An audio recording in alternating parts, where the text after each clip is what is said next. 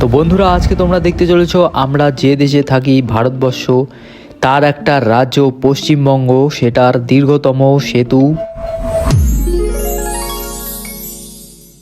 Welcome back to my channel. আজকে আমরা যাব পশ্চিমবঙ্গের সব থেকে দীর্ঘতম সেতু যেটার টোটাল দূরত্ব কিন্তু গাইজ মানে ব্রিজটার ডিস্টেন্স হচ্ছে তোমার 3 কিলোমিটার, মানে 2.7 কিলোমিটার, বাট ওটা 3 কিলোমিটারে ধরা যায় আর কি, 300 মিটারের কোনো ব্যাপার না। তো টোটাল আর কি 3 কিলোমিটার ব্রিজটা রয়েছে, দীর্ঘতম ব্রিজ। তো সেইখানেই যাবো, সেইখানেই যাবো।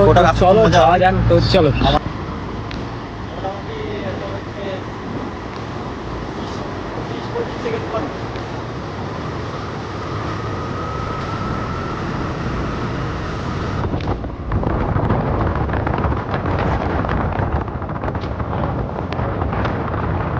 আর আমরা এখন পশ্চিমবঙ্গ রাজ্যের এমন এক প্রান্তে অবস্থিত যেখানে তোমরা দেখতে পাচ্ছ এটা হলো বাংলাদেশের বর্ডার। আর বর্ডারের পাশেই মাঠ, আর সেখানে বাচ্চারা খেলা করছে। আমাদের এখন পৌঁছতে লাগবে মেখলিগঞ্জ, আর মেখলিগঞ্জের সামনের রাস্তাটা দিয়েই চলে যাব আমরা জয়ী ব্রিজে। আর গাইস এদিক দিয়েই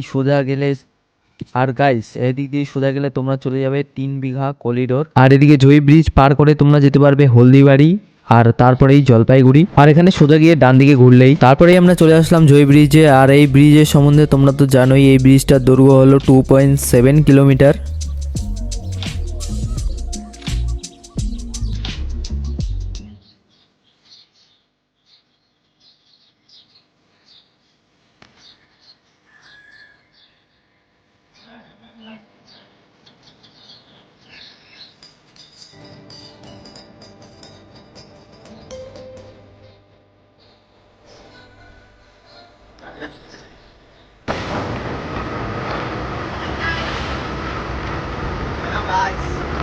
Hello guys.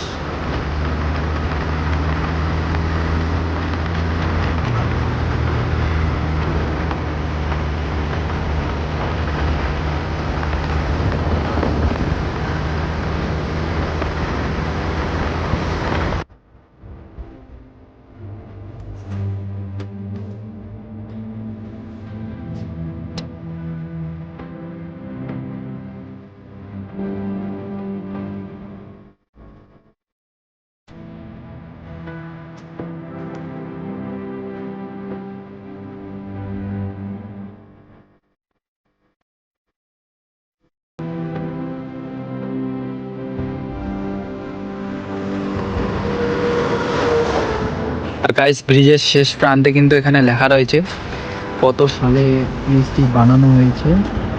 আর এখানে কিছু লেখা রয়েছে, এদিকে ইংলিশ দিয়েও লেখা রয়েছে। আর দেখতে পাচ্ছ আমাদের মুখ্যমন্ত্রীর নামও রয়েছে এখানে। এতটুকুই গাইস। এই ব্রিজের এখন এই সিজনে বিশেষ আকর্ষণীয় জিনিস তোমরা দেখতে পারবে ব্রিজের নিচে। গাইস দেখতে পাচ্ছ এগুলো কি? তরমুজ চাষ হয়েছে। এটা মানে কি বলবো, আমার তো খুবই ভালো লাগে। এভাবে ব্রিজের নিচে তরমুজ চাষ হয়ে আছে। আর এখান থেকে নামার কোনো উপায় নেই, কি বলবো আর। ব্রিজ এতটা লম্বা, আর মাঝখানে চাষ হয়েছে এটা। আর এদিকে কিন্তু জল আছে। মানে কি বলবো, এরা এমন চিন্তা ভাবনা করে তরমুজগুলো এখানে লাগিয়েছে যে আমরা কোন পাশ দিয়ে যাব সেটাই বুঝতে পারছি না। কারণ এই পাশে ব্রিজটা অনেক দূর লম্বা, আর এই পাশ দিয়ে গেলে তো জল আছে, এই সাইডে অনেক গভীর জল। কি বলবো, এখানে যাওয়ার কোনো রাস্তা পাচ্ছি না। কিন্তু খুব ভালো লাগছে উপর থেকে দেখে যে নিচে অনেকগুলো তরমুজ চাষ হয়েছে। আর দেখতে পাচ্ছ কত সুন্দর লাগছে। আমি কিন্তু প্রথমবার দেখলাম এইভাবে তরমুজ চাষ হয়ে আছে তিস্তার এই চরে বালুর। তো দেখতে পাচ্ছ এটা হলো কিছুটা এরকম লাগছে। আর এদিকে একদম ব্রিজের মাঝখানে। আর এখান থেকে নামার কোনো উপায় থাকলে আমি এখনই নেমে পড়তাম। আর কিছুটা এরকমই ব্রিজটা। তো ভিডিওটা এখানেই এন্ড করছি। ভালো লাগলে লাইক করো, চ্যানেল সাবস্ক্রাইব করো।